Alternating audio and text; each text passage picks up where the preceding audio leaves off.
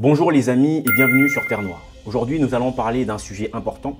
Nous allons parler de la mendicité, mais nous allons aussi, dans ce même sujet de la mendicité, parler de la mentalité des Congolais par rapport à l'argent, la perception de la population aux autorités et surtout, nous allons parler de l'héritage que nous laisse souvent une génération de parents au Congo. Donc avant de rentrer dans le vif du sujet, si vous venez de découvrir la chaîne Terre Noire, sachez qu'ici on parle d'Afrique, on parle de noir, de tous les sujets qui tournent autour de l'africanité. Si vous êtes intéressé par ce genre de sujet, n'hésitez pas à vous abonner pour soutenir la chaîne Terre Noire. Jingle.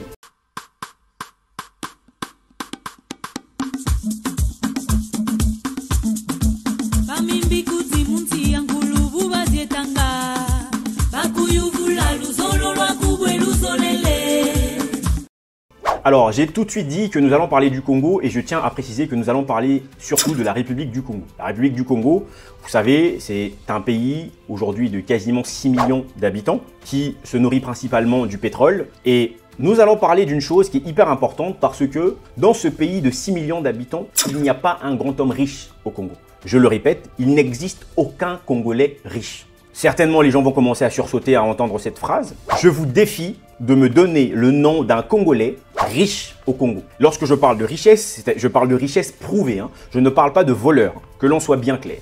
Si vous me donnez un nom d'un Congolais riche sans avoir volé, à ce moment-là, je ferme ma chaîne YouTube, on arrête de parler d'Afrique.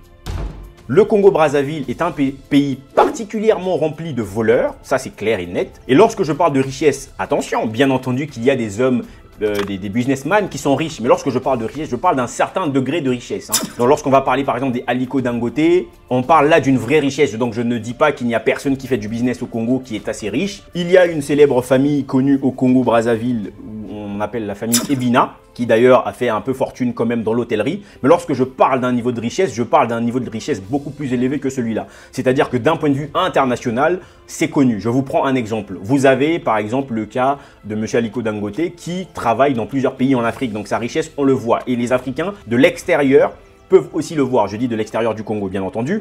Vous n'avez aucun aujourd'hui homme d'affaires congolais qui fait du business dans soit l'industrie ou quelque chose que l'on peut voir et dire que oui, ça c'est tel businessman venant du Congo. C'est pour ça que je réitère mes propos. Il n'existe au Congo aucun homme riche. Tout le monde est pauvre. Maintenant, le problème avec ça, c'est quoi? Ce n'est pas parce qu'il n'y a pas d'hommes riches, là n'est pas un problème. On peut avoir un pays où il n'y a pas d'hommes riches. Or, le Congo-Brazzaville, donc la République du Congo, est le pays où il y a une particularité. C'est-à-dire que vous avez des gens qui payent des artistes pour que leur nom soit chanté tous les jours. Je n'ai jamais vu un peuple avec une mentalité de pauvreté de ce genre. Vous avez des gens que l'on ne connaît de nulle part dans une industrie quelconque, que l'on ne connaît de nulle part avoir développé une technologie quelconque, qui tout le temps payent des artistes pour scander leur nom comme étant des hommes riches. Alors que l'on soit clair, de quelle richesse parle-t-on? S'il s'agit de la richesse financière, une richesse financière doit être rattachée à une activité quelconque, soit à une entreprise. Or, en l'occurrence, je vous défie, encore une fois de plus, de me citer une grande entreprise d'un Congolais qui aujourd'hui a un gros chiffre d'affaires qui permettrait à ce même Congolais d'avoir des dividendes qu'on pourrait dire que cet homme est riche. Il n'y en a pas. Ce qui veut simplement dire qu'on a dans un pays une multitude d'imbéciles qui se permettent du peu d'argent qu'ils peuvent avoir, essaient de chercher la gloire par le biais des artistes. Je tiens à préciser, je ne dis pas nécessairement que toutes les personnes qui sont dédicacées dans des musiques sont des imbéciles, ça n'est pas ce que je dis. Je dis en revanche qu'il y a beaucoup d'imbéciles qui n'ont jamais rien prouvé, qui n'ont jamais rien fait, qui vont voir des artistes pour payer, afin que leur nom soit chanté. Alors vous me direz pourquoi? Eh bien pour la gloire, pour que les gens reconnaissent leur richesse. Là où Aliko Dangote, lui, n'a pas besoin d'aller payer quelqu'un pour que sa richesse soit reconnue. Là où Aliko Dangote va développer des industries, au Congo-Brazzaville, vous avez plus de personnes chantées. C'est-à-dire que le nom d'Aliko Dangote est moins chanté que le nom de certaines personnes au Congo qui n'ont rien. Lorsque vous avez dans un pays des responsables politiques qui peuvent se permettre d'aller rencontrer la population et de balancer des billets de banque sur la population, c'est la preuve du degré de mépris que ces responsables ont premièrement sur la population, mais c'est aussi la preuve du degré d'aliénation sur lequel nos responsables politiques font ces choses. Et vous avez toute une population qui pense que c'est normal d'être dans un pays qui souffre, je le signale, on n'est pas aux États-Unis, qui souffre énormément, dans un pays qui peut connaître des crises financières, et qu'en même temps, vous avez des politiques qui balancent des billets de banque. Vous me direz certainement, ah oui, mais c'est vrai que ça n'a aucun sens. Mais croyez-moi qu'au Congo-Brazzaville, c'est une chose qui se fait quasiment tout le temps. Comment voulez-vous construire une nation avec des personnes qui vont avoir des mentalités fortes de cette manière? Vous avez donc des papas hein, je vais appeler ça comme ça, des grands monsieur, des personnes âgées, qui se permettent de se comporter de la sorte et finalement qui donnent des générations d'enfants encore plus.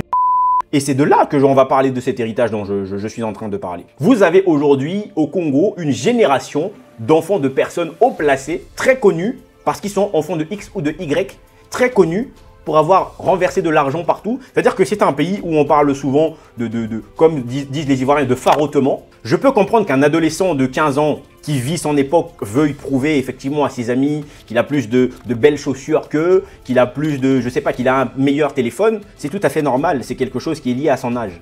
En revanche, je ne peux pas comprendre que des grands monsieur de 30 ans, de 40 ans, qui veulent prouver aux autres qu'ils sont plus riches. Sachant que ces hommes-là n'ont jamais quasiment créé quelque chose dans leur vie, n'ont jamais eu d'entreprise dans leur vie, mais c'est simplement la perpétuation de l'imbécilité très souvent de leurs parents qui finit par redescendre de père en fils.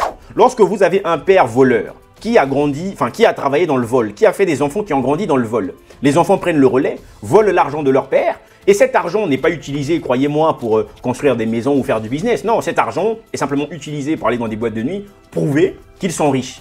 Et les gens parfois se posent la question de savoir mais pourquoi cette jeunesse congolaise a donc ce comportement de vouloir qu'ils soient dédicacés partout, qu'on scande leur nom partout. Mais c'est simplement parce que vous avez une génération de parents qui ont tellement été imbéciles qu'ils ont inculqué leur imbécilité chez les enfants. Ça, c'est une réalité. Encore une fois de plus, je ne suis pas en train de dire ici, comme je l'ai précisé, que toute personne qui a été dédicacée est une personne qui agit de la sorte. De toute façon, c'est toujours comme on dit, qui se sent morveux se mouche. Certainement, il y aura des parents imbéciles qui vont regarder cette vidéo, qui vont donc se sentir visés. Mais si vous vous sentez visé, ça veut dire que vous connaissez, vous savez dans votre intérieur votre degré d'imbécilité. Ça veut aussi dire qu'il y aura certains jeunes, certainement du Congo, qui vont regarder cette vidéo, qui vont se sentir visés. Mais celles et ceux qui se sentiront visés, c'est la preuve de votre degré d'imbécilité qui est aujourd'hui démontré. Donc moi, je ne fais que relater quelque chose qui est clair, je ne fais que démontrer finalement ce qui est en train de détruire la jeunesse africaine. Hein, j'ai parlé du Congo, mais ce phénomène, ce n'est pas seulement au Congo. C'est-à-dire lorsque l'on voit en RDC par exemple, donc le deuxième Congo, c'est la même chose. Vous avez les artistes, j'ai déjà fait une vidéo là-dessus où j'expliquais la mendicité des artistes, c'est pour ça que je ne reviens pas sur les artistes aujourd'hui. La mendicité des artistes à cause du degré de pauvreté et ces hommes politiques-là très souvent qui vont leur donner de l'argent. En Côte d'Ivoire, c'est monnaie courante aussi. Donc on comprend bien qu'on a une génération de parents qui finalement sont pires que des enfants. Comment voulez-vous qu'un pays fonctionne convenablement lorsque vous avez des parents qui réfléchissent comme des enfants de 5 ans? C'est bien là le problème. En tout cas les amis, je ne sais pas ce que vous pensez de cette situation. Je ne sais pas non plus si vous avez déjà vécu ce genre de choses. Dédicacer une personne, c'est pas mauvais. Hein.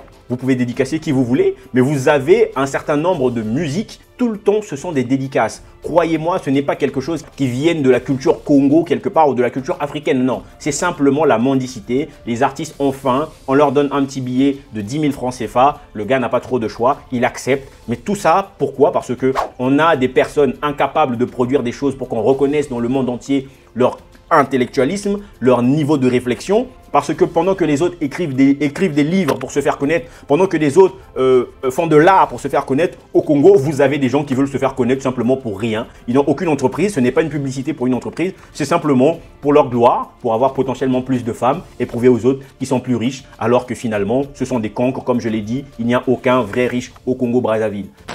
En tout cas, les amis, je ne sais pas ce que vous pensez de cette vidéo. On se dit à très bientôt dans une prochaine vidéo. Imeni.